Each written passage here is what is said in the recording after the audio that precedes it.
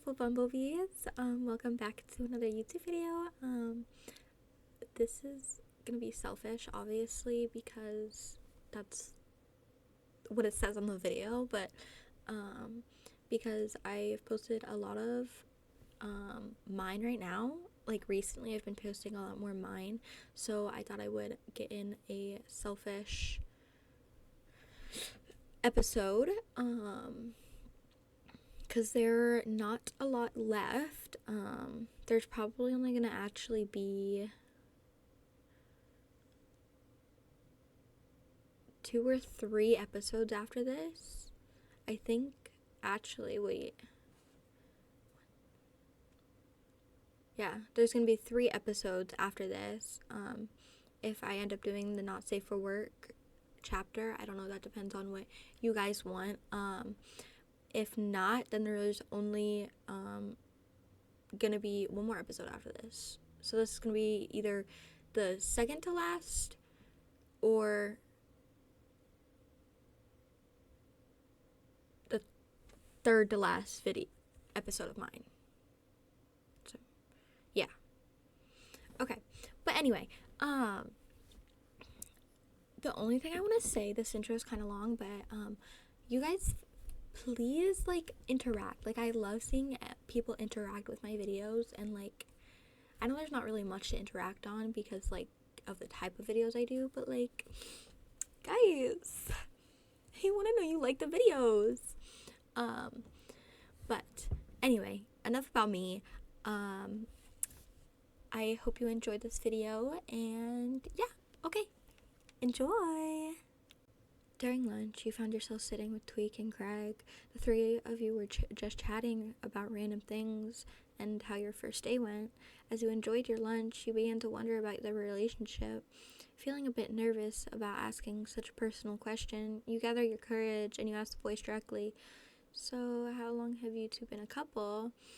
You asked the 2 boys. Craig looked at you, deadpanned it with a deadpan expression. "Who said we were a couple?" You feel your face flush and realize you might have assumed too quickly. "Oh, I'm sorry. I didn't mean to assume things. I just thought." Craig, quit it. Quit messing with Wyan. Tweek yells at the black-haired boy. We've been dating for. We've been a couple since middle school. He tells you, confirming your assumptions. You take a sigh of relief and look at Craig for messing with you. He chuckled lightly, finding amusement from your reaction. Bzz, bzz. You look at your phone to see an unknown number texting you. "Hey, Wyan, it's Token. I got Wendy to give me your number. Lol. Anyways, if you're free right now, you should swing by the band room quickly. I gotta ask you something." "Okay, yeah, I have a free period, so I'll be there in a bit." You look at your phone. You look up from your phone at the 2 boys. "Okay, guys, I'm gonna head out." "You ditching us for your boyfriend?" Craig asks you. You roll your eyes at him. "For your information, Token asked me to meet him in the band room." You inform him. "So you're ditching us for Tolkien?" Craig says playfully. You groan. "There really is no winning with you, is there?" He snickers. "Oh, okay, Wyan. We'll see you later," Tweek tells you, waving goodbye as you walk out of the lunchroom. You make your way to the band room. After wandering around for a bit trying to find it, you come up to the door and hear music from inside. As you approach, you hear the sound of the music from inside the room, a rich melody of a bass guitar mixing with a rhythmic beat of drums. You pause for a moment, your hand hovering over the door, trying to mutely enjoy, taking a minute to enjoy the music. In the center of the room, you see 2 boys. Token, his head swinging to the beat of his own music, his fingers moving skillfully over the strings of his bass guitar, and a boy with arm crutches, his face in a look of intense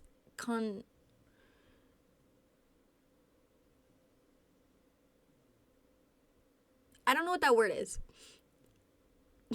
As he keeps with the music of his drum set.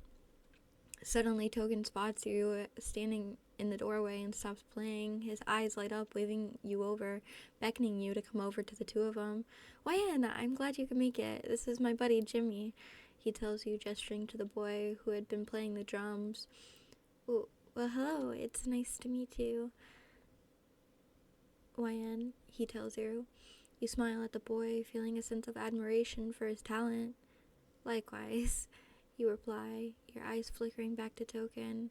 So, what did you need to tell me? Oh, well, I just wanted to tell you I'm having a back-to-school party this weekend and I wanted to invite you. Token smiles at you. Of course, I'll definitely be there. You reply, and by the way, you guys sound amazing. I'd love to listen more of your music sometime. Jimmy's face lights up with a shy smile at the compliment.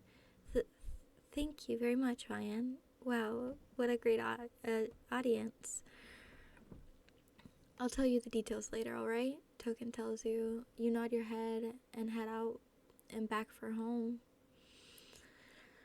As the day went by, your routine remained the same. Clyde had not brought up the topic of driving you to school, so you had no choice but to keep taking the bus with the same group of 4 boys. You didn't really mind it. You liked hanging out with them, and Kyle was finally talking to you again. Despite this, you would still mess up with Clyde every morning. Besides this, you would still meet up with Clyde every morning before classes began. After the seemingly endless week, it was finally the night of the party. You put on a cute outfit and did your usual makeup. As you went downstairs, your mom asked you where are you going, sweetheart? You hesitated for a moment, knowing that your mother had always been way too wary of you attending parties. I'm just heading over to Wendy's house. Can I stay the night there? I'll be home in the morning, you reply, hoping to avoid any questioning from her. To your relief, she smiles at you sweetly. Of course you can. With a quick goodbye, you set out towards Token's house, which was located in the fancy part of the neighborhood, a bit of a walk from your own home. When you finally arrived at the address, your jaw dropped in awe at the sight of the enormous mansion before you. Is this the right address? You think to yourself. That thought disappeared when you saw Token waving at you from his front door. You made your way into the house, seeing your friends all sitting on the couch and chatting. Wyan! Wendy exclaims after seeing you enter. Come here, she says, giving you a big hug. Kenny was lounging casually on the couch with a beer bottle in hand when he handed one over to you. You took a seat between him and Wendy and took a sip of beer as you listened to the group share stories from their childhood. Wait, do you guys remember when Cartman told everyone he was transgender? Token laughs loudly. How did we let him get away with that? The whole group bursts into a loud laughter. You can't help but laugh along with them, even if you weren't there. Shut up, you guys. You don't even understand having my own bathroom, how nice it was having my own bathroom. Cartman tries to yell at them over their laughs. Oh God, do you guys remember when Stan couldn't even talk to Wendy without puking? Bebe says, trying to hold her giggles. Wendy sighs and laughs at the memories. Where is Stan anyways? You asked, looking around from the group for him. Wendy huffs. He drank too much, so I put him in timeout, she says seriously. You can't help but laugh at the thought of him sitting in a timeout. The group continues to recall funny memories. Remember when Wendy totally beat the shit out of Eric? Butters giggled before Cartman smacks the back of his head. For your information, I let her win because she's a chick, he tells the group. Wendy shouts at him, bullshit! You can't handle the fact that you got beat up by a girl, and I will kick your ass. I can and will kick your ass. Cartman then stands up, fuming. Oh yeah? Then let's go, bitch. Hit me then. You look around at everyone worried faces. Wait, is he being serious? Wendy begins to stand up, but Tolkien interrupts her. Oh wait, chill out, guys. No one is fighting anyone. The two frustratedly sit back down in their spots, shooting harsh glances at one another. As the tension between Cartman and Wendy cooled down, the group resumed their lighthearted conversation. You continued to drink more beer until you realized you had had enough. Suddenly you felt someone leaning in close in your ear. Follow me, I need to tell you something. Clyde's voice whispers in your ear. You turn around and nod to him. Clyde notices, motioned for you to follow him, and you made your way with him into a nearby room. As you entered the room, you could see it was dimly lit. The only source of light coming from a giant window in the room. As Clyde closes the door behind the two of you, you ask him, "So what'd you need to tell him?" Before he could finish, Clyde pinned you to the wall and began kissing you. You were taken a bit aback by this sudden gesture, but kissed him back. You could feel his hand stirring up your thigh and under your dress. His lips traveled to your neck, kissing it. You felt your face turn bright red. What the hell is he doing? Clyde, what are you doing? You finally question him. You feel his breath on your neck as he speaks. I just need you right now. He begins to kiss you deeper, placing a hand on your chest and squeezing it. You suddenly realize what he really wanted. Clyde, you say, pulling away from the kiss. This is just too sudden. I don't want this right now. Clyde pulls his hand back and places it on your forehead. Okay, is all he said before turning around and leaving the room. You stand in the big room alone. What the fuck? Is he mad at me because I don't want to have sex with him? You exit the room to see Kenny standing in the kitchen. Kenny, do you have anything that can chill me out? You ask him sheepishly. Kenny looked at you, confused. Like, what do you mean? You know, like drugs? You whispered the last part. This made Kenny chuckle at you. Here, follow me. He tells you. The two of you walking into a neat bedroom, and Kenny takes a seat on the bed, pulling out what looks to be a tiny piece of paper. This will make you feel better. At least it does for me. Kenny tells you before handing it to you. You look under it, unclear what you're supposed to do with it. Put it on your tongue and just let it dissolve in your mouth. It's like in 30 minutes you'll start to feel it.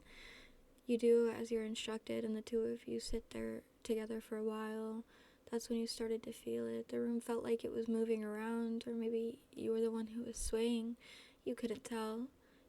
Kenny, where's Kyle? Is he here? Kenny. You pester the blonde boy. Kenny laughs at you. Yep, you're feeling it. I'll go try to find Kyle for you. Just stay here and chill, the boy tells you before turning around. You sit on the carpeted floor, staring at the walls. They begin shifting and moving, the colors blending together like paint on a canvas. You couldn't help but feel mesmerized by the way they twisted and turned, like your eyes had turned into a kaleidoscope. You can hear the thumping music from the party as you sway to the beat. You feel weightless, like you're floating on a cloud. You see the door creak open, and the red-headed boy steps inside. YN? He calls out, Kyle! You shout excitedly, come join me. You tell him while giggling. Kyle takes a seat next to you on the floor. What the hell did Kenny give you? You shrug your shoulder and begin to laugh. Kyle, I want to play with your hair, you say, leaning over and tugging at on his hat. If you say no, I'll start crying, you tell him, giving him a fake sad look. Kyle sighs and takes his hat off, allowing you free rein to his fluffy hair. You excitedly squeal as you begin to feel his soft hair in your hands. Kyle sits there comfortably before hearing sniffles coming from you. He looks back to realize that you're crying. Ryan, what's wrong? He says, anxiously and worried. Ugh, I don't want to talk about it. You shout, then take a deep breath and compose yourself. Sorry, I literally cry over everything. It's all their fault. You roll your eyes. Whose fault? Kyle asks you, completely confused by the sudden mood change. Those girls, the ones who bullied me. I don't even know why I still think about it. Just a bunch of assholes. You sigh to yourself. Kyle looks at you sympathetically. You then started shouting again. You know what else is an asshole? Fucking Clyde. You want to know what he did? Kyle looks intrigued now. What did he do? Kyle asked. I feel bad for being nosy, but he was all like, ooh, YN, I gotta tell you something. Then he takes me into a room and tries to fuck me. And I was like, no. And then he said, okay, and left me. You tell the story, slurring your words.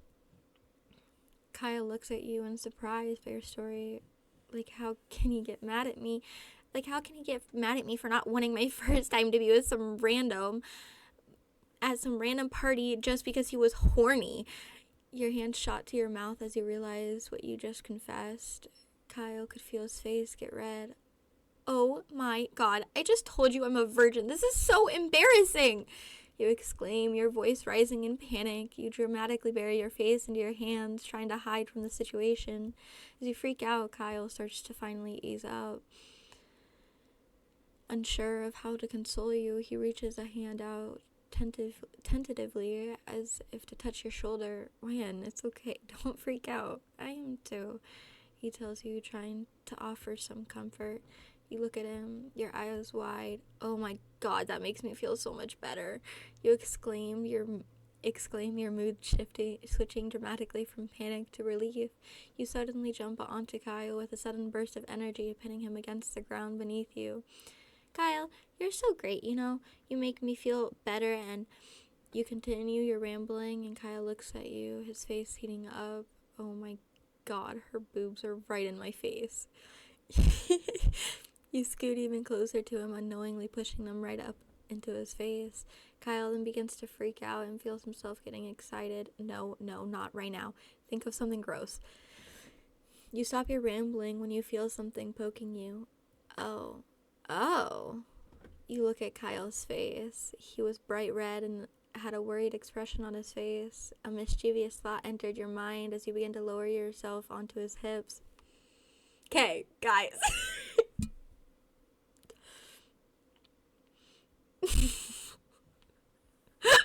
Okay, wait.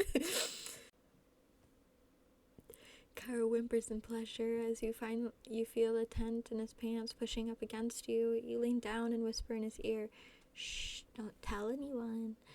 Then you put your full weight down on him and begin to roll your hips back and forth onto him. Not being able to control himself, Kyle moans out to you. You feel your own face turn red from the tension in the silent room, expecting the heavy breathing and moaning coming from you and Kyle's mouth. The words you whispered to him rang in his ear.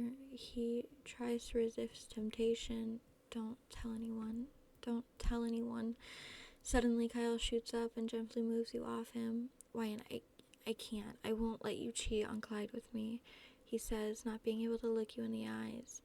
I'll get Kenny to come check on you, he says before abruptly standing up and heading out the door. Kyle rushes into the nearest bathroom and staring at himself in the mirror. What the fuck just happened? So who's gonna tell me this was a spicy chapter? What the fuck? I did not know that, so that was a shock to me. It's just gonna be this chapter because I am so, like, blown away. Like, I don't know what to do with myself. Like, I feel disrespected that no one told me about this. Not actually, but, like, no warning, no nothing. Like, you could have told me. How am I supposed to warn you guys? Well, good luck, y'all. Sorry for that.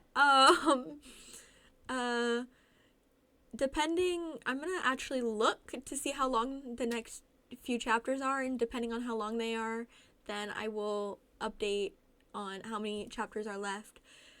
But I'm so sorry. I hope you guys enjoyed. This was a bit of a spicy episode. I did not know that, so apologies, y'all. Please make sure to eat and drink water. Take your meds if you need to take meds. Again, I do not condone any sort of unprescribed anything. Don't do drugs, kids. It's not good for you. And don't drink underage. It's also not good for you. It's not worth ruining your life for And please, this is gonna be really YouTuber, but please like, comment, and share, so that we can get to I think it's 1,000. I think I'm gonna do it at 1,000 subscribers. I'm gonna do an entire book. I'm gonna read an entire book in one video. So yeah, if you guys want that, please get my content out there. So when we hit 1,000 subscribers, you will get an entire book. It does not matter how long it is. I will sit here and read the entire thing. But yes, I love you guys so much, and I hope you enjoyed. Please have a good afternoon, evening, or good night, and I will see you next time. Bye-bye.